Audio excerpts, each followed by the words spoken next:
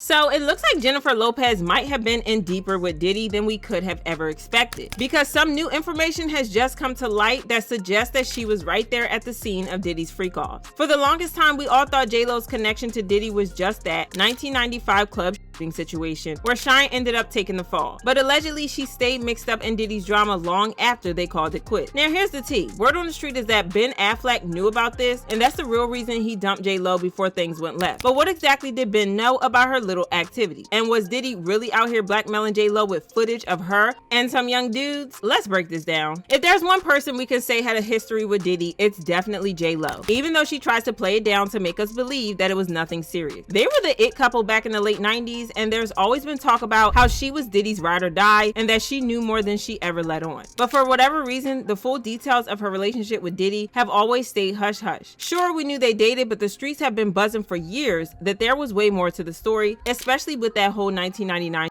situation. It's like she's always had something to keep under wraps. J-Lo has always acted innocent, like she got swept up in the moment with Diddy and had no idea what was going on or what he was like. However, the full details of that club paint a different picture of J-Lo's involvement. So Diddy and J-Lo were at a club in Times Square celebrating Shyne's soon to drop album. Shyne was Diddy's 21-year-old protege just breaking into the game, just like J-Lo at the time. As they were leaving, Diddy, who was holding a champagne bottle, accidentally bumped into a guy named Matthew Allen, aka Scar, in the street. Scar wasn't feeling it and shoved Diddy, and from there things escalated real quickly. Then one of Scar's boys throws a stack of cash in Diddy's face, and Diddy felt insulted by that. And just like that, Diddy pulled out a and shots started flying. The chaos left 3 people hurt, including Natanya Rubin, who was reportedly shot in the face by Diddy. Meanwhile, Diddy and J-Lo didn't stick around after the were fired. As soon as things popped off, they ran, hopped into a Lincoln Navigator with a stash in the back. But here's the wild part. They weren't even caught for the shooting right away. They got pulled over because they blew through a red light while trying to make their sloppy escape. At the station, they both had to take mug shots, and J-Lo was reportedly a wreck, crying all over the place. At one point, they even handcuffed her to a pole. Then her mom showed up, yelling at her in Spanish like, "I warned you to stay away from him." Even her mom knew Diddy was trouble and would end up being a bad influence on J-Lo, and honestly, she wasn't wrong. And get this, J-Lo let Diddy and his legal team use her name to help him wiggle out of those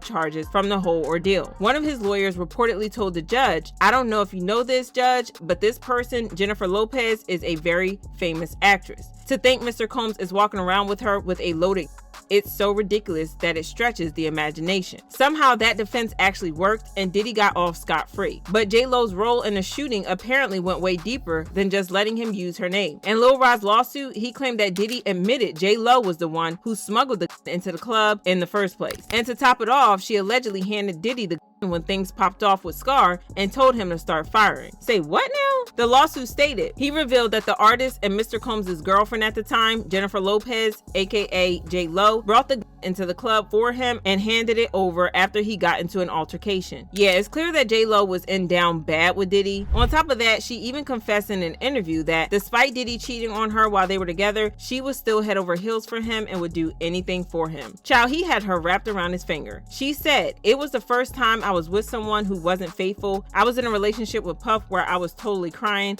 crazy, and going nuts. It really took my whole life into a tailspin." Well, word on the streets is that J-Lo was wild enough to do anything Diddy asked, including allegedly participating in those freak-offs. Even after they split, she supposedly kept getting involved with him on the low. According to a blind item making the rounds, 50 Cent claims that even while J-Lo was married to other guys, she was still allegedly seeing Diddy. And when he started getting into those freak-offs, J-Lo was supposedly right there with him, taking part in all the drama. But before we get into the blind item, can we talk about how the feds kind of hinted at this in their indictment document on Diddy? The document said, the defendant engaged in a persistent and pervasive pattern toward women and other individuals. This was at times verbal, emotional, physical, and sexual. As part of his pattern of Combs manipulated women to participate in highly orchestrated performances of activity with male commercial workers. At times, Combs and others acting at his direction made arrangements for women and commercial workers to fly to Combs' location. Combs ensured participation from the women by, among other things, obtaining and distributing narcotics to them, controlling their careers, leveraging his financial support and threatening to cut off the same, and using intimidation and It also said the defendant used the Combs business, including certain employees, to carry out, facilitate, and cover up his in commercials.